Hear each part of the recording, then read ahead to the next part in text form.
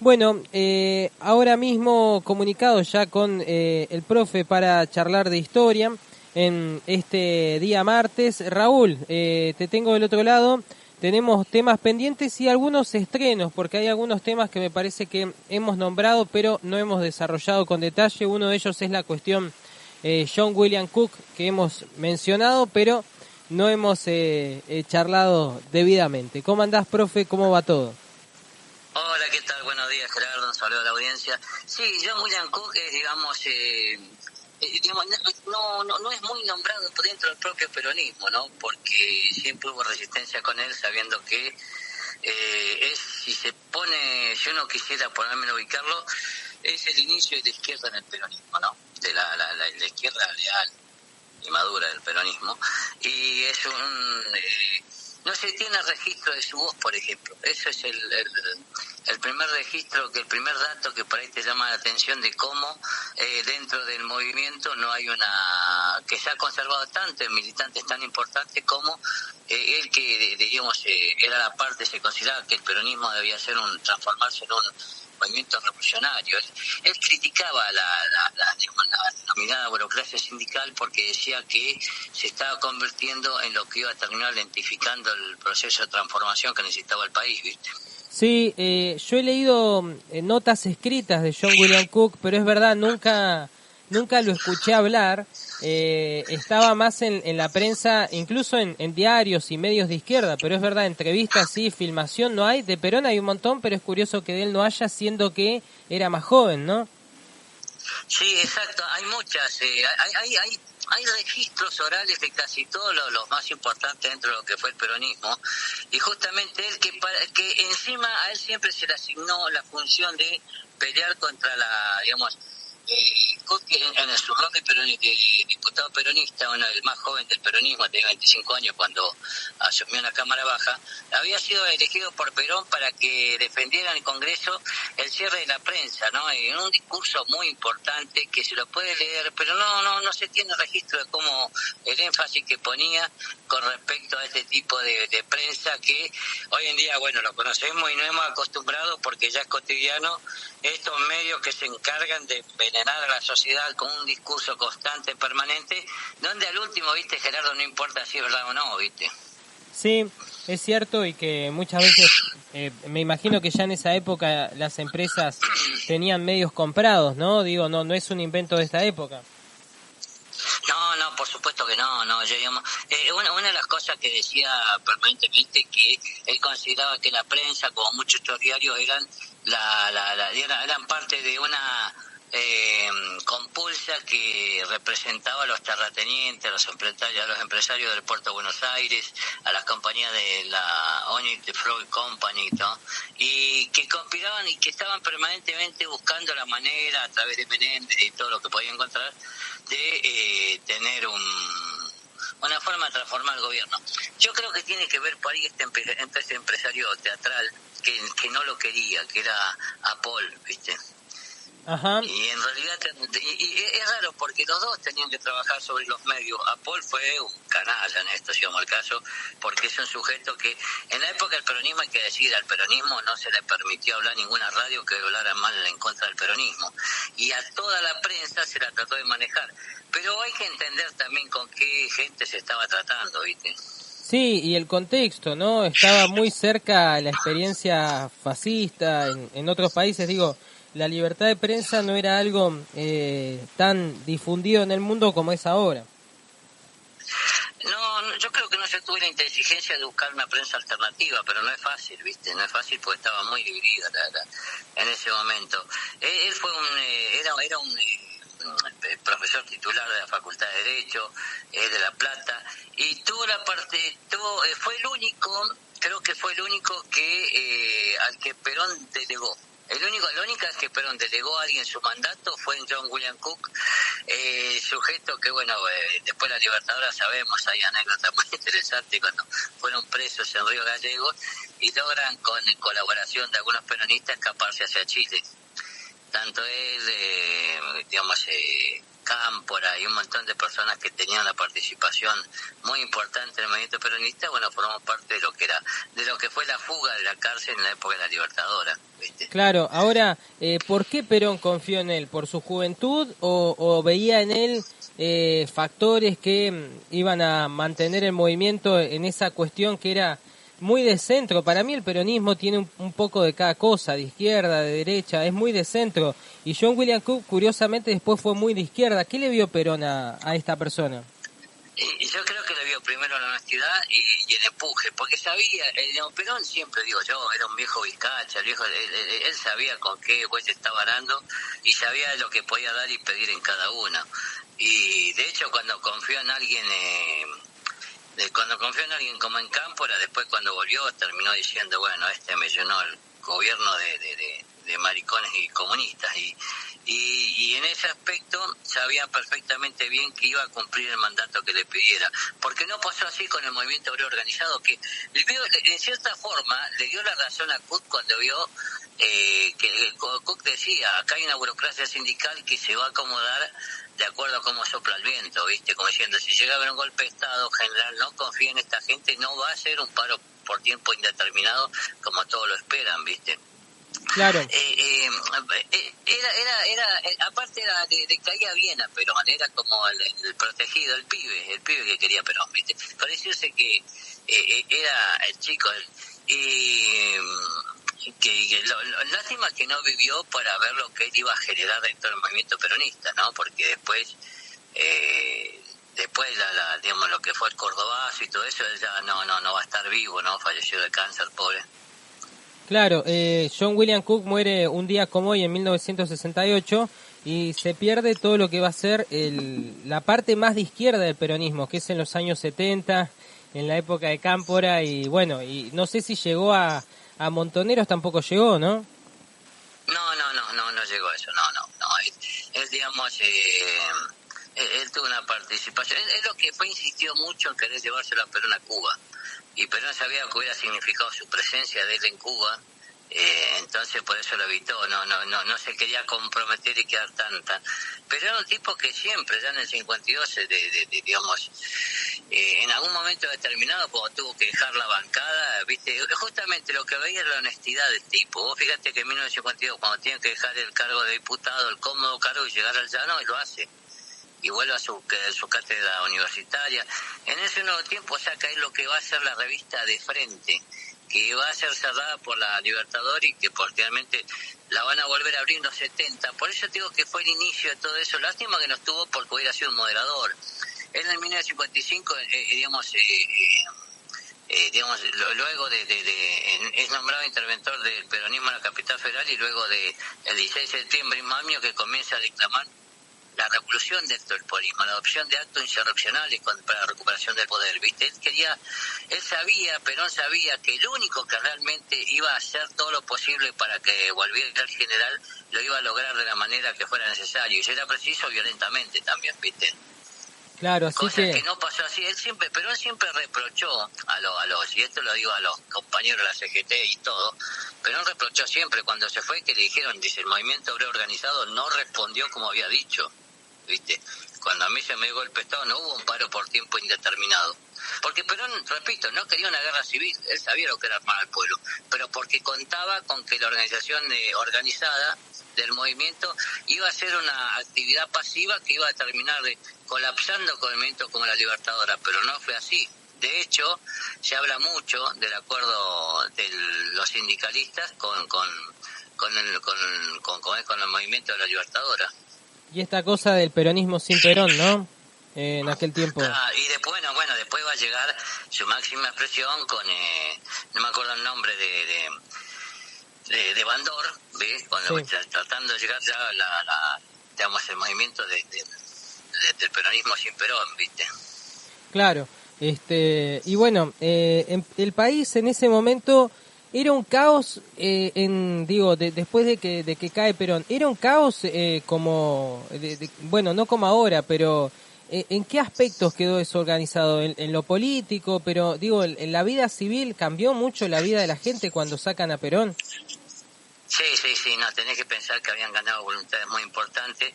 Ya el hecho de tener que hacer peronismo, imagínate, tienen que hacer peronismo sin nombrarlo, porque estaba prohibido el solo hecho de nombrarlo. Ese ya es un gran inconveniente. Y no, cambió completamente la ley que hace, creo que 4.199, no acuerdo qué ley era, que prohibía todo aquello que fuera a nombrarlo, todo aquello que implicara, ibas preso por eso. El mismo John William Cook va a ser detenido en octubre del 55, enviado al penal de Río Gallego, junto con los más importantes dirigentes que escapan después en abril del 57 a Chile, ¿no? Y él después, el 2 de noviembre de 1956, a pesar de que estaba detenido, Perón designa, a pesar de que está sabiendo que John William Cook estaba detenido, que estaba en la cárcel, en el 56, fines del 56, Perón designa a John William Cook para que suma su representación en todo acto o acción política. O sea, eso te demuestra que no confió en ninguno de los otros que tuvo. Y en este concepto su decisión sería, él decía, la decisión de él va a ser mi decisión, la palabra de él va a ser mi palabra. Reconozco al único jefe en John William Cook, ¿viste? Wow. Cosa que por ahí no le cae bien a la democracia sindical, a la derecha, al peronismo, ¿viste? Sí, es pero... más, Perón dijo, él dijo puntualmente, en caso de que yo muera, delego en el doctor John William Cook el mando del movimiento. Claro, más confianza que esa no hay. Y evidentemente, profe, ya antes del golpe había sectores del sindicalismo que estaban jugando en contra de Perón. No jugando en contra, pero sí acomodándose para lo que venía. Claro. No nos olvidemos que ya habían tenido golpes previos militares, que Evita va a quejarse mucho que no lo fusilara a Menéndez y otra runfla de gente que sabía que era. Pero Perón sabía con qué güey estaba hablando. Vos fijate que cuando en marzo del 57, el 18 de marzo, fecha que tanto es conmemorativa, John William Cook, se fuga, pero se juega con Jorge Antonio, Héctor Cámpora, Guillermo Patricio Kelly, que va a ser la parte nacionalista, Pedro Gómez, José Espejo era secretario general de la CGT, logran de ir de la cárcel de Río Gallego y exiliarse en Chile, y desde Caracas Juan Domingo Perón le expresa a Cook la satisfacción de que, él dice puntualmente, tengo una gran alegría de que haya logrado piantarse el lugar, viste que Perón era muy argentino para hablar, ¿no? Sí. Y además él decía, pero realmente nos saltaron los tapones cuando recibimos insólitamente esa información que habían logrado escaparse. Claro. Y eso había mostrado que la confianza que tenía en este jovencito, que sabía que iba a llegar. Bueno, de hecho John William Cook después cuando se va a Cuba participa en Vaya los Cochinos participa activamente en la resistencia contra la invasión americana. Los anticastristas, va a tomar parte en uno de los batallones y va a pelear en el frente, ¿no? Wow, tremendo. Estaba pensando que después del Che Guevara quizás es el primer argentino en Cuba, ¿no? O entre los primeros. No tengo información, pero sí, de posición preeminente, sí, de la fama de él, sí. Claro. Él va a tener, inclusive también va a ser nexo de varias operaciones. Sí. Va a ser en contacto. Perón va a confiar mucho en él y es un tipo bastante oscurecido, si querés, lo que es la historia, ¿eh? Y sabemos poco, de hecho te voy preguntando cosas y la verdad que era una laguna para mí, y te quería consultar por qué actitud toma Perón cuando en los 60 ve que él ya está bien corrido hacia la izquierda, digo, se aleja, mantiene siempre la cercanía. ¿Cómo se manejó Perón? No, recurrió a todo lo que le sirviera. Ahí habló de la gloriosa juventud, que se trataba de los movimientos armados, a los que pensó que iba a poder controlar y después se dio cuenta que se le había escapado el control de las manos. Confió mucho en su capacidad de convicción. Era un sujeto de una oratoria muy atrapante, ¿viste? Pero en ese aspecto... cuando estuvo en exilio y vio que políticamente no lo lograba, acordate que la historia del peronismo es historia de un compendio de traiciones. El primero es la burocracia sindical que John William Cook va a criticar siempre.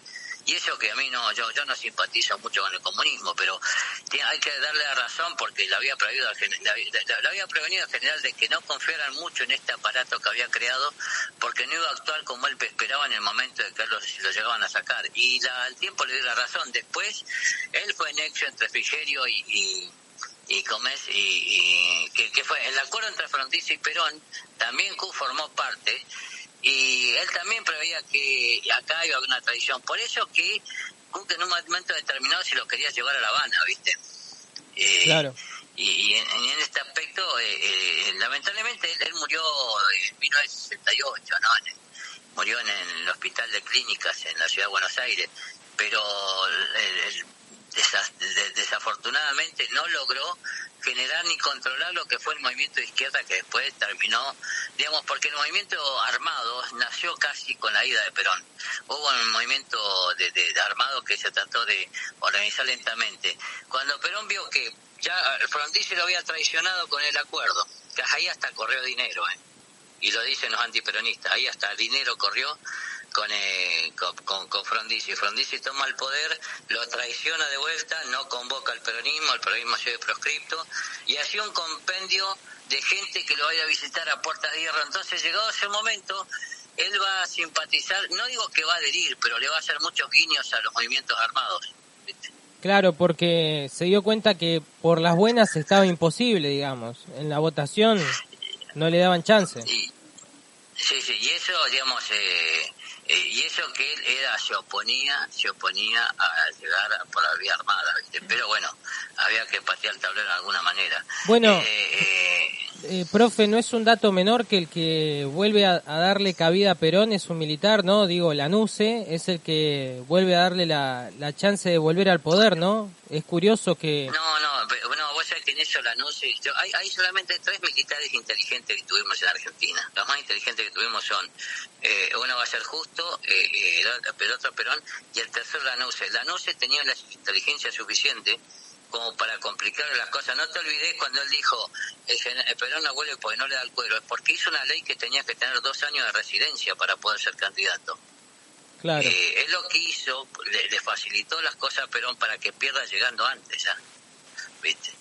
Sí. Era muy inteligente en eso. Digamos, Lanusse fue tan inteligente que no se le recuerda como responsable de lo que pasó en la masacre de Trelew, por ejemplo, Gerardo.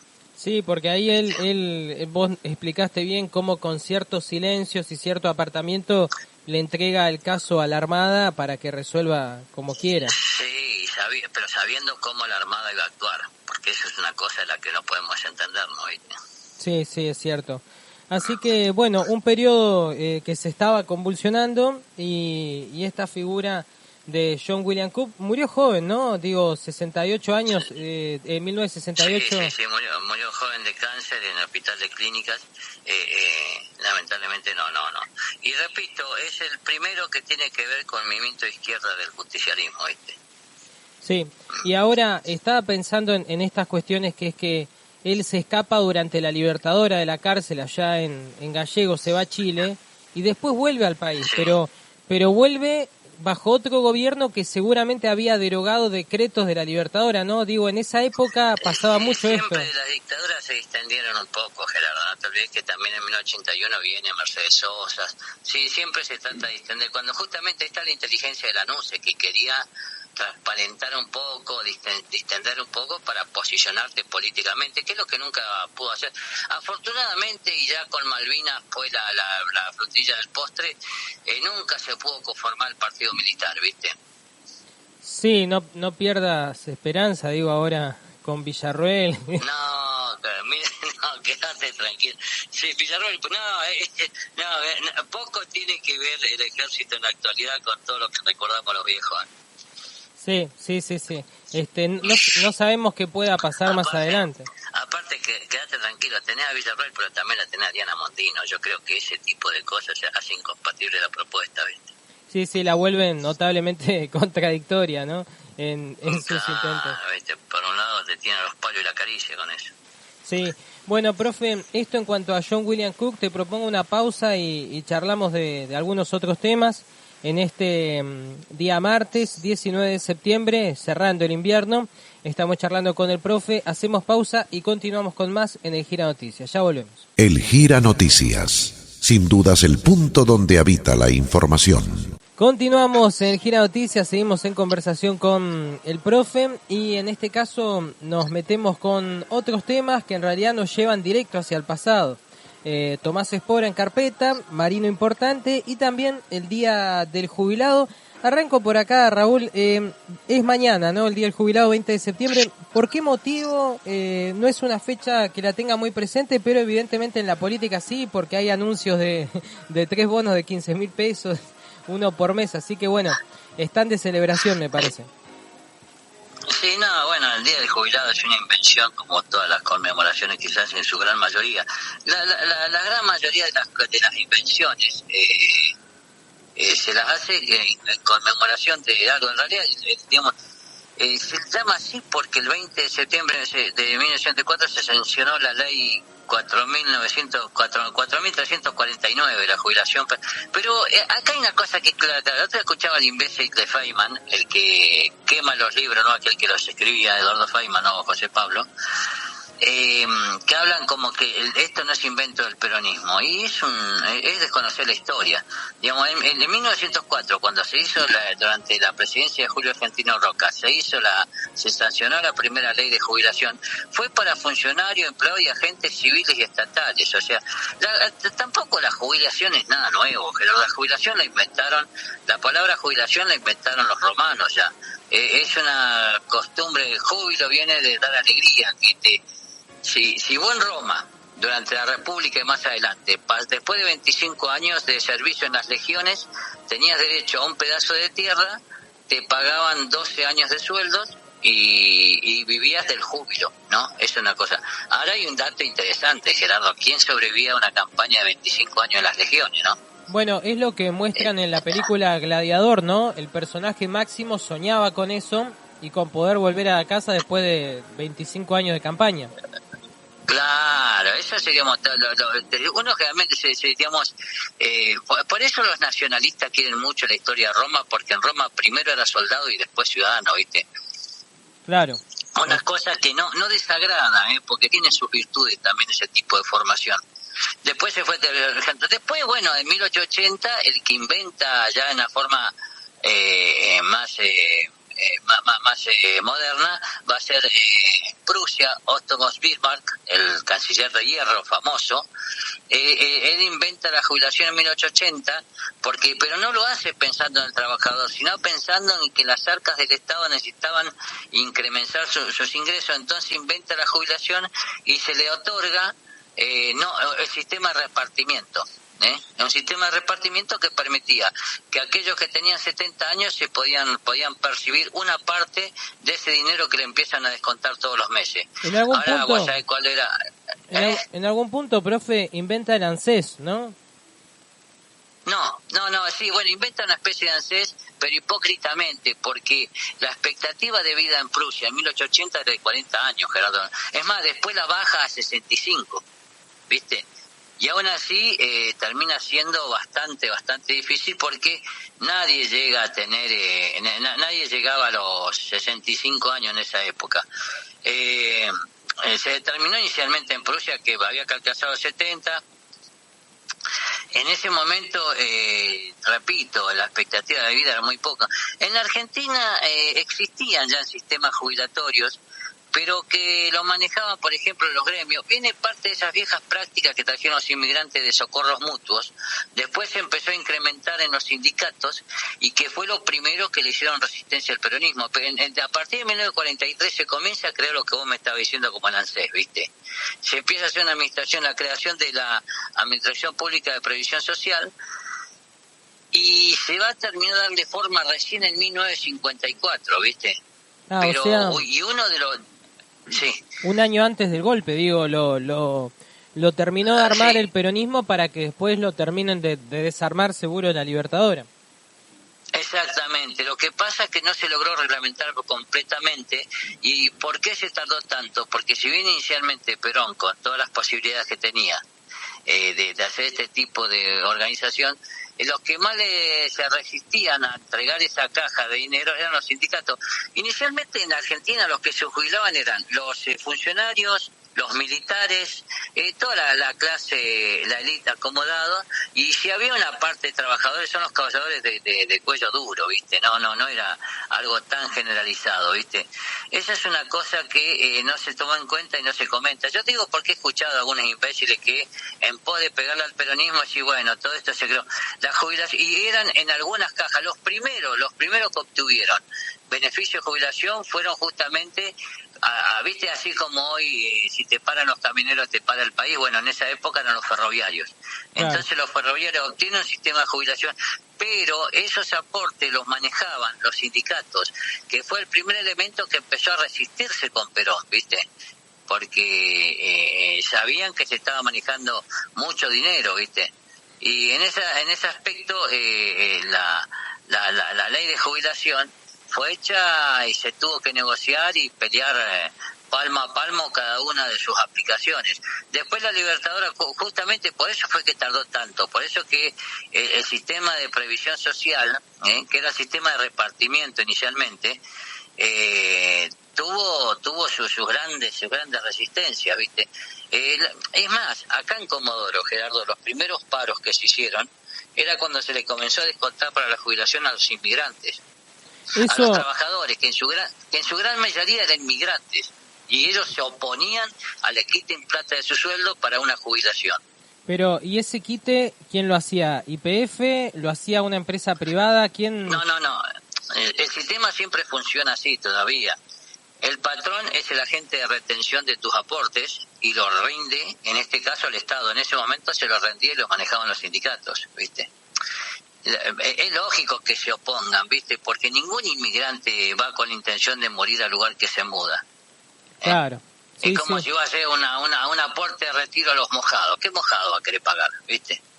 Sí, el mojado... Cuando hablo de mojado, hablo del millón de trabajadores clandestinos que tiene Estados Unidos, este gran país del norte, que me tiene hasta la madre con sus modelos que nos quiere imponer, ¿viste? Sí, que dicho sea de paso, profe, te cuento que... El término es bastante mojado lo que dije, ¿no? Sí, y pido disculpas. Pero te cuento que al mojado, cuando le pagan el sueldo, el patrón retiene los impuestos, se queda con los taxes, y a fin de año...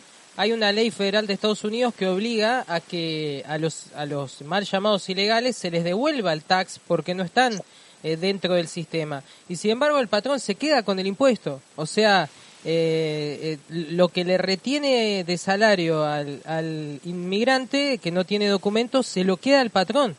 Así que... entonces, entonces acá en Argentina somos todos mojados. Bueno, no, vos decís que... No, ¿cómo? Usted mire, sin ir más lejos, yo fui telefónico muchos años y tengo 5 años que reclamar todavía. Y siempre pasó. Ese tipo de política se desestructuró con la vergonzosa etapa.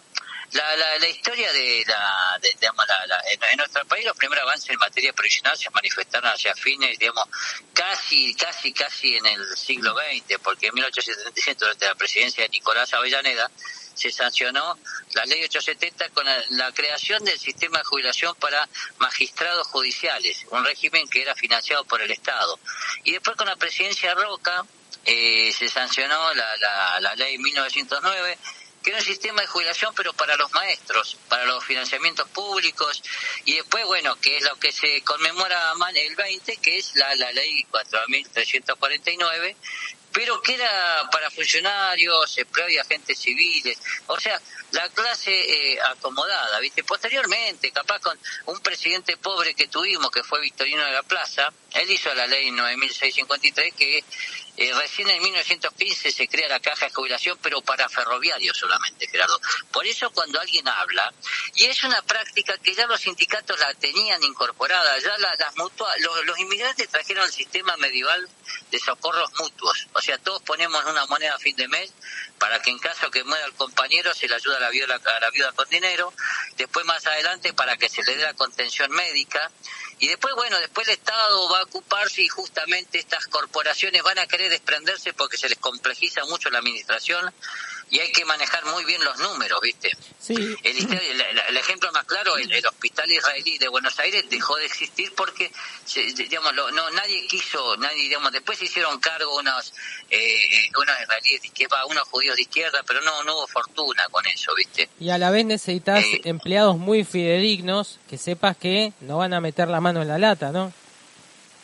Bueno, eso es aparte. Aparte hay un gran problema ya de por sí demográfico, Gerardo. Cuando en 1943 en adelante se comienza a crear la administración, cuando en 1943 el coronel Perón solicita frente al Departamento Nacional de Trabajo, tiene la aspiración, ¿viste?, de crear este sistema, hay un problema serio que es una etapa donde hay una baja en los nacimientos y se prolonga la expectativa de vida. O sea, muere menos gente y nace menos gente.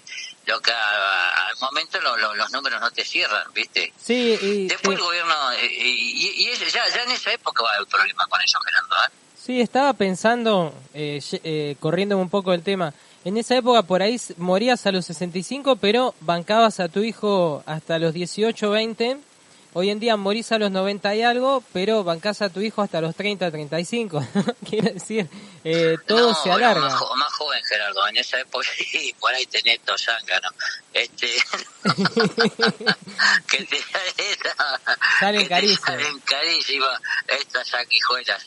Que el único placer que te lo dieron fue los 9 meses antes de nacer. Pero, ¿qué te iba a decir? Duro. No, Gerardo, en esa época se iba a trabajar más temprano. Cuando se llegaba a los 13, 14 años, la secundaria era para la clase media y después más adelante en mis tiempos era fácil. O trabajar, estudiar, así que se iba a trabajar más temprano todavía. Bueno, de eso habla José Larralde, por ejemplo, que ahora no es muy querido porque tiene unos comentarios muy fuera de época, pero él insiste que a los 13 había que salir a trabajar, a los 12 incluso. Muy rural, sí, ¿no? Pero eso es muy rural, Gerardo, eso es muy rural. En el campo se mezcla mucho el trabajo con la diversión. El chico, hay cosas establecidas, hay lugares donde los chicos tienen que ir a juntar leña y punto, ¿viste? O como acá las familias chilenas que la hermana tiene que cuidar a los hermanitos como si eso no fuera un trabajo. Lo digo como docente, Claro. Como docente muchas veces tuve muchas veces que cuando venían a hablar los padres y la madre me decía, no sé por qué no estudia, de vaga, si no tiene nada que hacer. Y yo, ¿trabaja? No, lo único que tiene que hacer es cuidar a los hermanitos, como si no fuera un trabajo eso, ¿viste? Sí, es cierto. Semejante, así, ese compendio de termitas que tenía como hermano, a los cuales no podés matar sin ir preso, como le llevaba todo el día, ¿viste?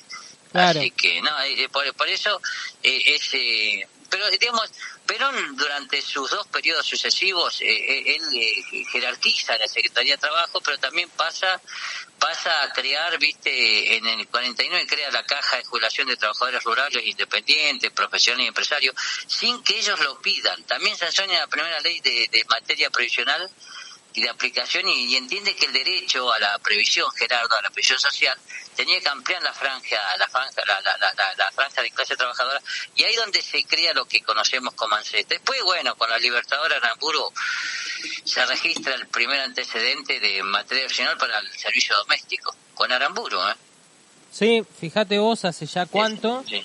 Y sin embargo todavía no está plenamente formalizado ese trabajo. Sí, no, aparte hay una cosa que esto va a ser sostenido, mantenido, pero ya en la década del 90, durante la presidencia de Carlos Saúl Menem, se va a entregar eso a las AFJP, una mala copia del pésimo sistema que inventó Piñera en Chile, que instituyó un sistema mixto que combinaba el sistema de reparto público y la capitalización individual como alternativa a las futuras jubilaciones. Eso fue una tragada. Las administradoras de fondos de jubilaciones y pensiones, las FJP, que eran compañías de seguro de retiro, ambas, las dos del sector, debían garantizar al afiliado y fueron, sin embargo, una estafa legal, ¿viste? Una estafa legal. Ahora, fue durante la presidencia de Kirchner que... Sí, te quería preguntar cómo funcionaba eso en los 90, vos que lo viviste, y en segundo lugar, si esos 5 años que tenés para reclamar son de esa época. Posiblemente sí. Porque vos fíjate que inclusive si vos te pones a sumar lo que te descontaban y lo que ellos te decían que vos habías acumulado, era un robo, ¿viste? Fue un negocio para muchos sindicalistas que pusieron sus propias AFJP. Primero surgieron como hongo después de la lluvia, y después fueron cayendo lentamente, y después el Estado se volvió a hacer cargo de lo mismo, ¿viste? El problema es que después se convirtió en una caja chica de las políticas de Estado, ¿viste? Claro. Ese fue el gran problema. Pero quizás el problema yo me imagino que si viene Milei no va a ser mixto, va a ser plenamente privado, pero estaba pensando que este sistema mixto, esa mezcla, dejó esto en un lugar con muchos vacíos y en donde cada cual hizo la que quiso, ¿no? Claro, bueno, ya cuando se fundó esto en su país de origen, que fue el pésimo ejemplo de Latinoamérica, que es Chile, cuando Piñera lo puso, yo lo contamos muchas veces en este programa, Pinochet lo aprobó, porque pasaba por Pinochet, no por Cámara de Diputados ni senadores ni nada por el estilo, pero el mismo Pinochet le dijo, bueno, acá los militares, los jueces y no me acuerdo quién más, no entran en este sistema, ¿viste? Y cuando vos te ibas a jubilar, la pregunta que te hacía la FJP era muy sencilla, era muy, mirá qué tacto que tenían estos miserables. Te preguntaban, ¿cuánto pensás vivir vos? Y bueno, en base a lo que vos pensabas que se iba a vivir, te dividían ese monto por la cantidad de años, y en función de eso percibías un retiro. Sí, lo peor es que no hay eutanasia. O sea, si hubiera eutanasia o el suicidio... Bárbaro, es su propuesta. No, digo, pero como si uno... Es católico que es usted, hermano, así que vamos a matar al abuelo. No, bueno, pero digo, como si fuera decisión de uno hasta cuándo vas a vivir. Muchas veces la muerte llega y punto. Digo, no sabés cuándo. Bueno, pues se supone que uno aspira a vivir en determinado... Nadie se plantea eso, ni los más religiosos. Como dice la Andresina, todos creemos en la vida eterna, pero no tenemos ningún apuro en comprobarlo, ¿viste? Eso también es así. Claro. Ya voy, sí. Entonces,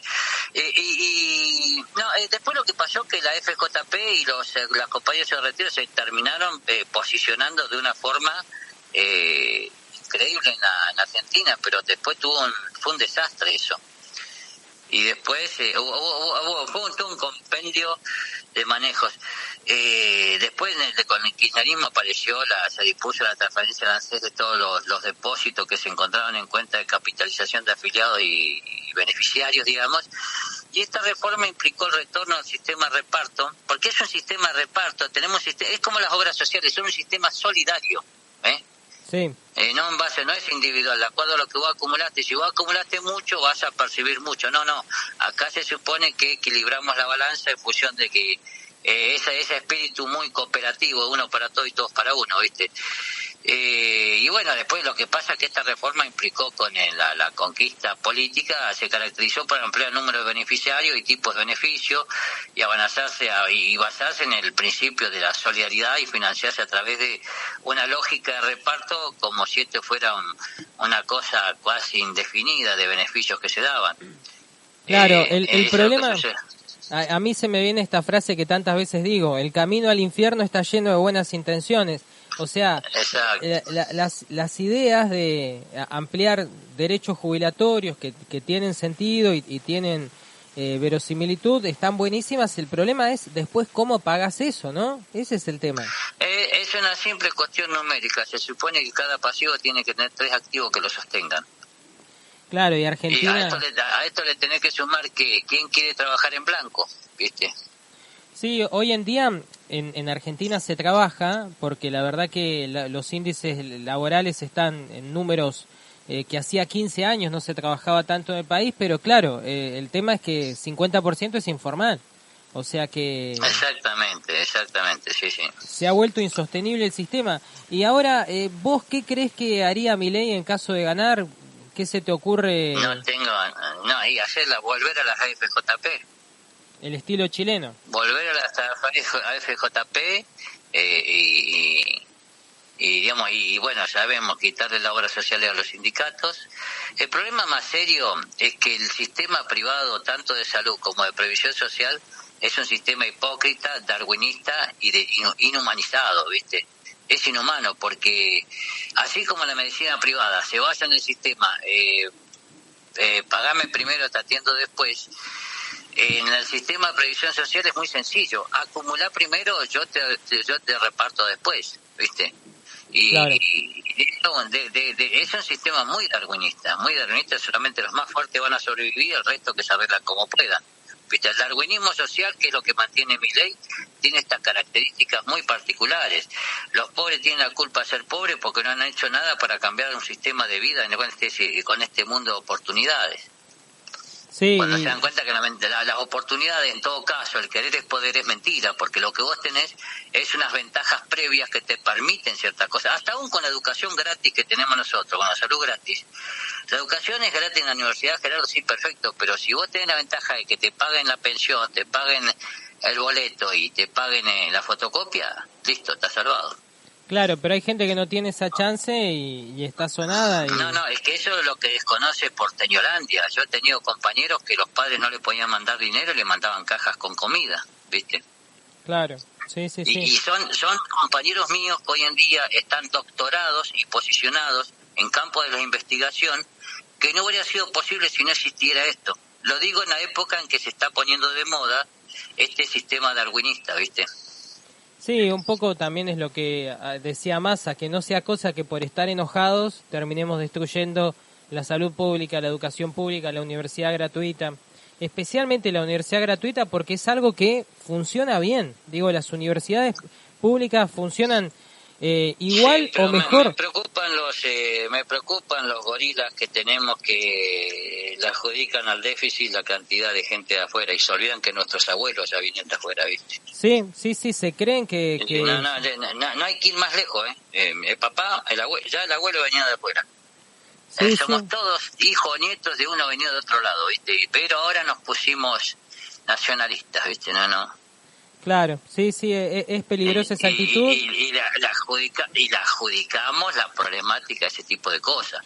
Cualquiera que viene a pisar el suelo argentino, pues cuando compra una fruta ya está pagando IVA.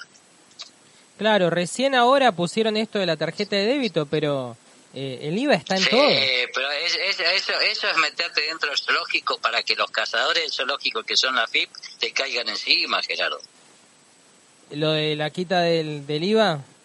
Vos usas tu tarjeta de débito indefinidamente y al poquito tiempo vas a tener a FIP golpeándote la puerta de la casa. ¿Me puede explicar cómo es que tiene tantos ingresos en esa cuenta para poder comprar esta cantidad de cosas? ¿Cómo justifica su consumo? ¿Dónde percibe el dinero? Eso es lo que pasa. Es cierto, bueno, el monto es chiquito igual, profe. Por suerte, no, yo no creo que a alguien le caigan por 100.000 pesos que no justificó. Tengo colegas que por un viaje al exterior de estudio, el lunes le cayó la FIP a la casa. Bueno, pero es un viaje al exterior. No le caerá a Cristóbal López, no le caerá a Macri, pero a los giles como nosotros sí le caen. Bueno, profe, es un viaje al exterior. Vos pensás que te devuelven máximo 18.000 pesos. Pero, Gerardo, a veces se viaja al exterior simplemente becado por un plan de estudio e investigación, Gerardo. No se va. Mi colega fue a Egipto, no fue a Bahamas, ¿viste? Claro, bueno, te respondo como seguramente te respondería un funcionario de la FIP. Entonces no va a tener ningún problema en justificar determinados gastos, ¿no? Digo. Si no, está como mi amigo Carlita Udana que decía, yo destapo cloacas y limpio terrazas. Y factura, no puedo facturar. No, sí, no existe en el registro. Por supuesto, lo digo públicamente, ese argumento no justifica nada en la FIP. No, por supuesto. Ahora, profe, nos queda un tema para tratar, que es la cuestión Tomás Espora, un marino ilustre argentino de principios del siglo XIX, que me decía fuera de aire que estuvo en todas las guerras de esa época. Sí, es cierto, porque a Tomás Espora, lo que pasa es que vivió 35 años, nada más, un tipo muy joven, ¿viste? Pero siempre se lo reconoce como digamos, primero se lo confunde con se lo dice, bueno, él tuvo patente de corso para pelear, y se confunde mucho el corso con los piratas, ¿no? Porque las películas han hecho un gran daño, ¿viste? Lo único que usaron piratas fueron los ingleses, nosotros usamos corso, que es completamente diferente porque vos peleas en función de eso. Pero se lo conoce nada más como la pelea de Quilmes, pero no, Tomás Domingo Dolores Espora que es digamos, es un joven argentino que hijo de genoveses y de una mujer santafesina, que participó en la guerra de independencia directamente, bajo las órdenes del almirante Guillermo Brown. Durante la campaña del Pacífico estuvo peleando en el Callao, peleó en Guayaquil, estuvo siguiendo, después se embarcó con que tendría que hacerse una película de este personaje que nos ayudó tanto en la patria, el francés Bouchard, que en 1817 se embarcó como pilotín de nave en la nave argentina, atacando las rutas comerciales. Peleó en Filipinas, peleó ¿viste la zona del pirata Sandokan? Sí, sudeste asiático. Bueno, sí, exactamente, peleó contra ellos. En 1819 llegó a la Argentina, al puerto de Valparaíso, y se convirtió en el primer marino argentino nativo, fue el primer marinero argentino en que dio la vuelta al mundo. El primer marinero argentino. Así que te imaginás cómo de tan temprana edad. Ahora, ese es Tomás Espora, ¿no? Sí, señor. Pero, sí. ¿y Buchardo? La base, los nombres Espora, la base Espora, la calle Tomás Espora es por este señor que prestó tanto servicio durante la guerra. Es más, su sujeto era muy querido por este irlandés loco que tenemos de padre de la Armada, que es Guillermo Brown. Sí, el que tiene más clubes de fútbol en la Argentina. Sí, exactamente, sí, tenés razón, es impresionante. Especialmente el ascenso. Bueno, vos fíjate que él nació a los 20 años, ya se le había entregado el mando de la fragata peruana en calidad de teniente, contando ya 19 años nada más, y a partir de acá con 19 años consiguió capturar y destruir los barcos, muchísimos barcos españoles en calidad de corso. Cuando ya tenía 26 años, participó en la toma de la Esmeralda, y ya el 10 de julio, cuando San Martín vio los servicios que prestaba este marinero, le permitió, le reconoció los servicios con medalla de oro, ¿viste? O sea que peleó en lo que fue combate naval de Quilmes, ¿habrá estado? No, era muy joven. Te estoy contando la mitad de la misa, porque después siguió peleando. Claro, pero estaba pensando, guerra con Brasil, el viaje de San Martín de Chile a Perú también, ¿o no? Sí, que peleó inicialmente en la Río de la Plata con Brown, después con Hipólito Buchar se fue a pelear hasta Filipinas, después peleó en Perú, peleó en Chile, después fue designado por Guillermo Brown, le entregó en directo la nave insignia de la 25 de mayo y combatió en la guerra contra Brasil, y el 30 de julio de 1826 en las costas de Quilmes hizo esa famosa arenga, ¿viste? Que dice: solo los cobardes se rinden sin pelear, como dice, y aquí le reconozco, si no argentino, republicano, y le dio una arenga cuando vio a la patria y atacó 8 naves, él solo. La Argentina siempre fuimos imbéciles. Pero es una locura. 8 naves. Claro, somos agrandados como ninguno, tenemos un ego, ¿viste? Pero... No sé, debemos tener los espejos deformados porque nos creemos grandes. Bueno, en ese combate con 8 naves, durante el combate de la costa de Quilmes, el combate duró, en el duro combate que tuvo contra las naves brasileras, en la nave Caboclo, la bien consiguió destruirla, y el comandante Tomás Espora ahí cayó muy mal herido, y su buque quedó totalmente averiado, y de hecho a partir de ahí nunca se recuperó completamente las heridas de ese combate. Claro. Ahí fue promovido a sargento mayor, y Brown lo nombró comandante de la goleta Maldonado, que era una importante, y en función de esas heridas fue que se lo bajó del barco un poco, no se lo bajó, se le hizo anclar el barco, digamos, y se le dejó una batería, la batería Constitución. La batería, ¿cómo explicar? Es como una unidad de artillería para proteger la isla Martín García. Ajá, bien. Otro lugar donde también se dieron para que tengan, ¿no? Sí. Y así todo, ya en 1827, cuando fue necesario, ya era teniente coronel activo, se le encargó a la escuadra porque se había enfermado el almirante Brown. Entonces Brown dijo, bueno, que me reemplace Tomás Espora, y el 22 de febrero del año, él y Leonardo Orzales en Punta Lara logran capturar a la nave Corsario Fortuna, muy temida porque estaba muy bien equipada.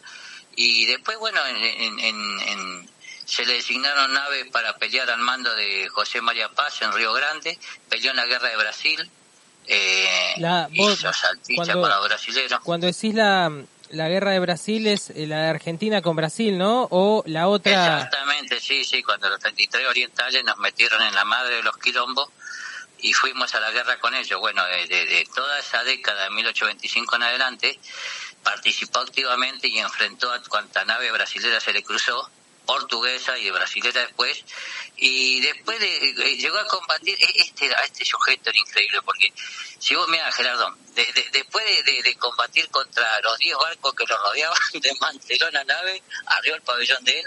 Digamos, eso fue en el combate de San Borombón. En la costa de San Borombón, como consecuencia de la niebla, se vio rodeado y quedó encallado su nave. Lo rodearon 10 barcos porque ya lo conocían los brasileros. La escuadra imperial que estaba al mando de Juan Francisco Oliveira, un marino portugués muy bien avesado en las cuestiones del combate marítimo, y después rodearlo con 10 barcos, manteló la nave, arreó el pabellón y ahí fue tomado prisionero. Pero fue liberado sin condicionamiento frente a Buenos Aires. Te quedaron tan sorprendidos los portugueses que habrán pensado que este tipo era loco, ¿viste? Y posteriormente comandó la nave Uruguay, siendo Brown gobernador de la provincia de Buenos Aires, que lo fue en su momento, ¿no?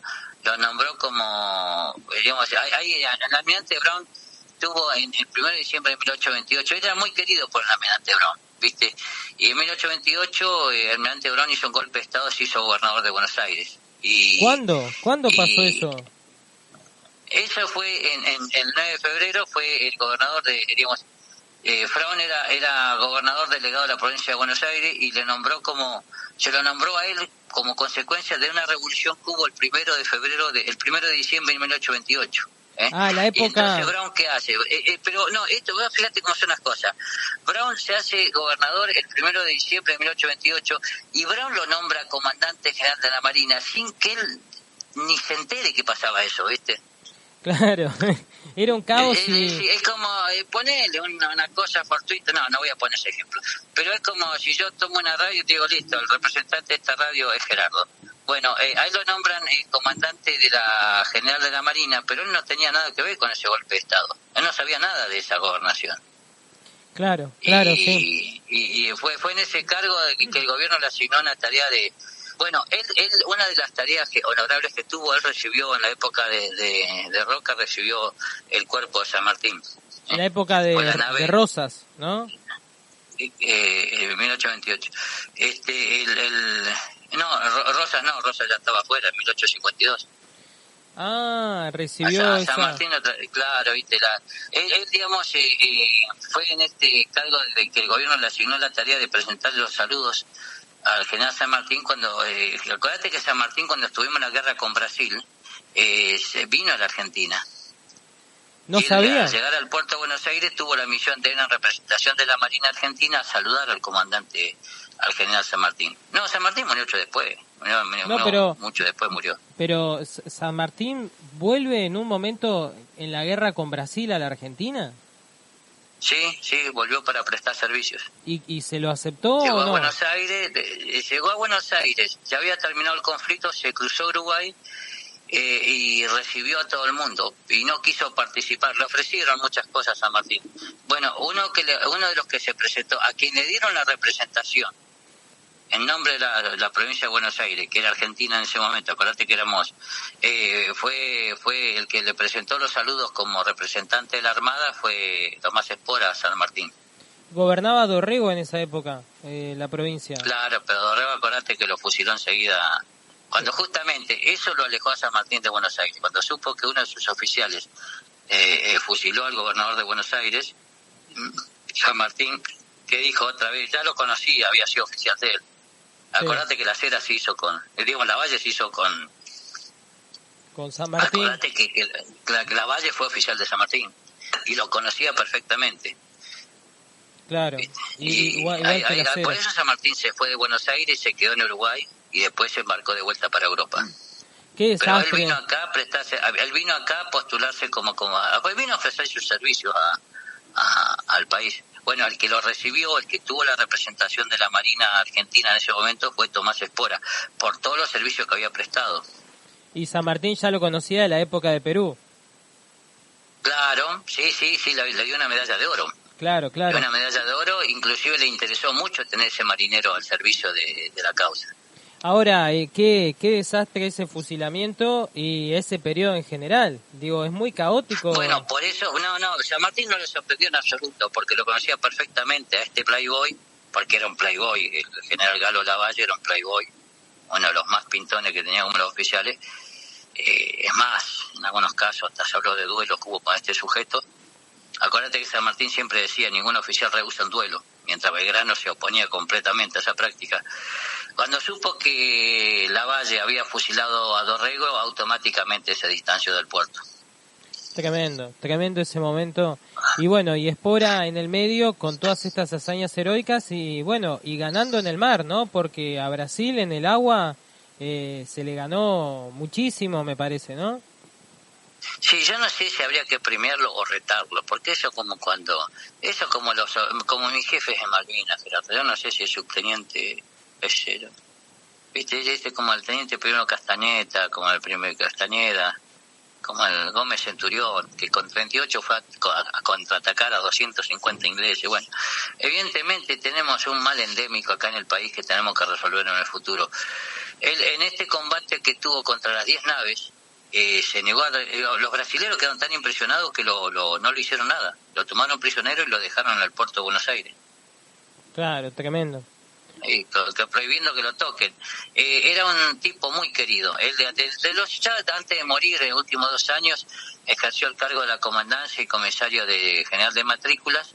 Se había casado en Valparaíso y lamentablemente tuvo descendencia, ¿no? Pero hay un hecho anecdótico. Se sabe que Guillermo Brown, un irlandés loco, llegó tarde al funeral del comandante Tomás Espora. Cuando llegó pidió que se le abra el cajón. Se pidió que se abra el cajón. Sí. Y para tomarle las manos y despedirse del marinero que había estado a su servicio, ¿no? ¿Y le abrieron el cajón? Dijo, bueno, sí, y le abrieron el cajón. No, sí, era loco ese hombre, claro. A Brown, aparte de temerle y agradecerle, se le temía mucho también. Es más, cuando Lavalle lo tuvo preso a Dorrego, él se acercó a verlo a Dorrego. Mirá. Y le dijo, a mí si me da vamos a decir lo bueno y lo malo. Esta es la historia en alpargata, pero sin beneficio de inventario, Gerardo. Guillermo Brown se acercó a Dorrego cuando estaba preso. Y le dijo, si usted me da tal cifra, yo vengo con mis tropas y lo saco de acá sin que lo fusilen. ¿Y por qué no le habrá ofrecido, no? Qué pena. Bueno, arreglaron el precio, Gerardo, qué sé yo. Tremendo. Sí, tremendo, sí. Mucha gente fue a verlo. San Martín quedó muy mal de eso, por eso se fue a la otra costa. Y bueno, cuando muere en el funeral, que llegó tarde al almirante Guillermo Brown, pidió que desclavaran el féretro, les tomó las manos y consideró, él mismo dijo puntualmente, hablaba un perfecto castellano, ¿no? Ya era argentino Brown en ese momento, consideró considero la espada de este valiente oficial una de las primeras de América y la que más admiré por su conducta en el peligro. Decía, es lástima que un marinero ilustre y tan pertenecido a un país todavía no se lo valore, y es verdad, hasta el día de hoy no tiene el espacio que se merece. Yo, mira, sin ir más lejos, Gerardo, te voy a decir la verdad, hay una placa que veo de 2 héroes de la prefectura que en el 2006 fueron a hacer un rescate, los envolvió en una tormenta, viste que acá el mar es muy peligroso. Sí. Bueno, y el prefecto Tarsiletti y el subprefecto Cosentino estaban al mando del helicóptero. Cuando vieron el peligro, ordenaron evacuar toda la tripulación de su helicóptero y por no dejar el helicóptero, trataron de llegar y murieron en la misión, ¿viste? Pero el rescate lo hicieron. Bueno, vos sabés que yo veo una placa acá que todos los días la veo y está en función del progreso, han tirado esa placa al fondo de un camino. Y a veces pienso, Gerardo, si eso va a ser ratírico con nosotros también. Con los veteranos, ¿no? Sí, exactamente. Estoy pensando que no valoran mucho a quien murió en acto de servicio. Vos fijate, Brown hizo ese gesto. Está bien que esto es una locura, ¿no? Porque destapó un cajón, pero él quería tomarle las manos él quería despedirse bien de su oficial, ¿viste? Por eso, digamos, en la historia naval, Tomás Espora no tiene el espacio que se merece realmente. Ahora, ¿de qué murió esa parte, las heridas, no? Más que nada y las consecuencias. Sí, nunca se recuperó mucho de las heridas, sí, no. Claro. Tú derivas, los combates navales eran mucho más crueles que los combates en tierra, Gerardo, porque primero te desarmaban con la metralla y después, si no alcanzaba eso, se te iba al abordaje. Así que lo que quedaba era terrible. Tremendo, profe. Bueno, te agradezco esta charla. Mañana te quiero preguntar algunas cuestiones de guerra del fútbol, porque estuve reunido con... Vamos a corregir, eso es la mal llamada guerra del fútbol, porque la causa, sí, todo el mundo le adjudica que justamente la clasificación para el final, que El Salvador lo dejó pedaleando en el aire a Honduras, provocó la guerra, pero en realidad los problemas serios los problemas serios de El Salvador y Honduras es una cuestión demográfica y de un problema que teníamos hoy con lo que no nos tiene que pasar a nosotros, justamente. Cuando se tenían que clasificar para México de 1970, coincidieron 3 partidos que, bueno, generaron resentimiento, pero había un problema serio previo sobre la ocupación del territorio, la cantidad de empleados que había en la zona de Honduras. Los terratenientes hondureños experimentaron una presión social para poner en contra a la gente de los inmigrantes que trabajaban ahí, y eso generó viste, un clima y un posicionamiento que, bueno, llegó a 100 horas de guerra, viste, Claro. entre Honduras y Salvador, donde fue un conflicto armado que duró del 14 de julio hasta el 11 semanas, más o menos, en 1969, donde El Salvador atacó a Honduras como toda actividad guerrera, ¿no? Lo peor que pelearon con elementos, si yo te digo las naves que usaron, no lo va a poder creer, pero con eso El Salvador hizo un montón de cosas. Sí, sé que eran naves muy antiguas, de 25, 30 años. La tensión diplomática, Gerardo, no fue por el fútbol, porque El Salvador y Honduras fue una situación social de ambos países donde los respectivos gobiernos militares, los dos eran gobernados, buscaban una salida conveniente para que los grupos de poder que tenía cada país, había un problema económico nacional basado en ambas partes, y la producción de materia prima de origen agrícola especialmente hacía que por la cantidad de población muchos hondureños estuvieran por ahí en otro lugar trabajando. Claro, sí, yo... Llegó la inmigración constante de campesinos salvadoreños de Honduras, cercana a la frontera, y por una cuestión natural, lo que pasa acá también, Gerardo. ¿Viste? Sí. La mano de obra era muy demandada, ¿viste? Claro, mañana te pregunto un poco más, porque ya hemos hablado del tema, pero me pasó de juntarme con gente salvadoreña y les dije, ¿y ustedes qué guerra tuvieron? Y me nombraron esta y me dijeron que fueron 4 días de pelea y que murió mucha gente. Después miré cifras y la verdad que sí, que 1.500 personas, unas cosas que me sorprendieron. Fue digamos, la Fuerza Aérea Salvadoreña y el Ejército tuvo una participación increíble, con elementos muy antiguos. Claro. El historiador Kapuczynski hizo un relato muy interesante de este tipo de guerra. Claro, sí, y bueno, tiene una guerra muy...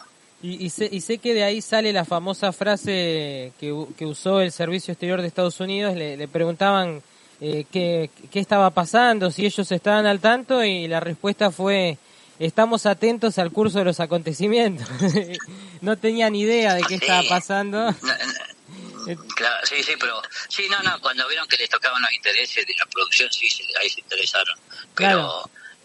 Fue una guerra, igual que la guerra de Malvinas, después tuvieron la sabiduría e inteligencia de que después los veteranos, sé que los veteranos salvadoreños y hondureños se lo volvieron a encontrar, como nos pasa a nosotros con los ingleses, y fue una cosa muy madura de ambos países, y yo eso lo respeto mucho. Sí, de hecho no hay pero odios.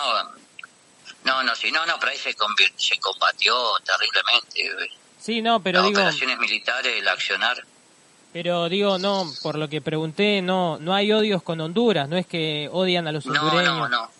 Mira, la guerra del Chaco, la guerra de las 100 horas de Salvador con Honduras y la guerra de Malvinas tiene la capacidad de que al otro día de combatir ya después entre las partes se sacaron las ganas no hay resentimiento. Sí, no es un tema de duración, porque con ese criterio las guerras de Israel que duran una semana, 2, 3, 4 días, ahí hay un odio terrible. No es que porque dura poco hay menos odio, evidentemente no. Y eso que el Estado hondureño se encargó de hablar más de los guanacos, que más decían ellos, ¿viste? No entiendo cómo usan esa palabra, pues no. Es lo que menos hay allá.